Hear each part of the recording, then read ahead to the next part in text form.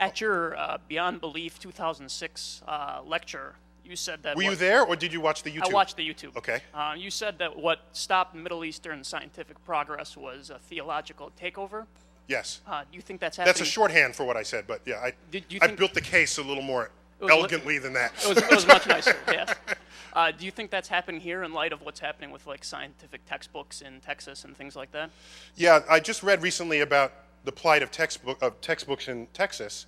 I spent some time in Texas, 6 years actually, and of course Texas has Johnson Space Center. These are the folks who track everything we put in orbit with humans on it after it passes the launch tower in Cape Canaveral.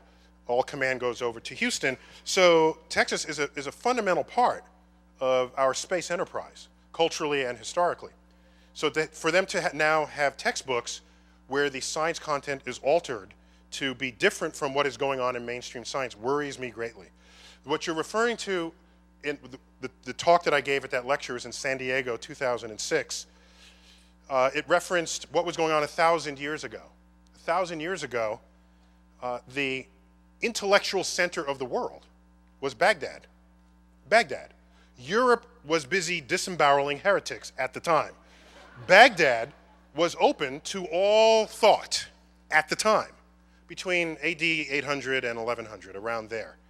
If you look at the advances that unfolded in that period, in that location, it includes the invention of algebra. Algebra is an Arabic word. Algorithm is an Arabic word. 2/3 of the stars in the night sky that have names have Arabic names. How does that happen? Where did the naming rights come from? It came from the fact that at that time, huge advances in the Middle East, in Baghdad in particular, was unfolded in engineering, mathematics, especially mathematics, astronomy, navigation, physiology. And you say, well, why is that so? If you look at what was going on, they were open to all lines of thought. Jews, Muslims, Christians. There were doubters back then. Today we would call them atheists. They would all come around a table and share ideas. If you have some philosophy that's got holes in it, someone's going to find it.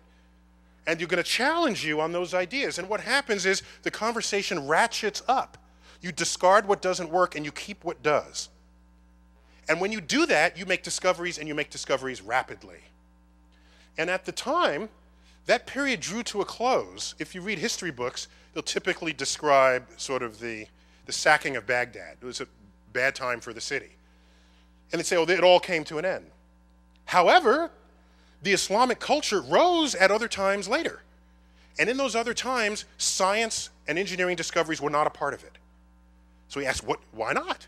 You got the cultural heritage, why doesn't it show up again?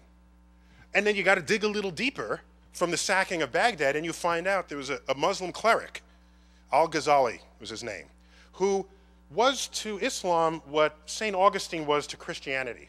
St. Augustine kind of laid out the rules for how to be a good Christian at the time. A lot of people were practicing it in their own way. He codified it. He was a religious scholar, figured it out according to his own read, told everybody how to behave. There's the book.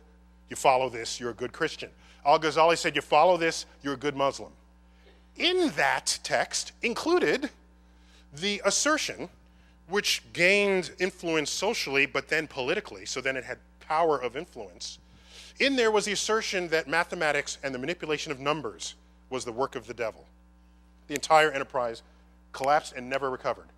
It has not recovered since. If you look at the number of Muslims who have won the Nobel Prize in the sciences, it's 1.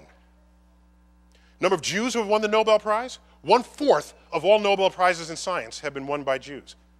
How many Muslims in the world? 1.3 billion. How many Jews in the world? 15 million tops. So you look at what effect the culture of discovery and learning can have on what you discover about the natural world. It's extraordinary. So just because you're making discoveries doesn't mean it's forever. And I look at the 20th century in America as a period of great discovery.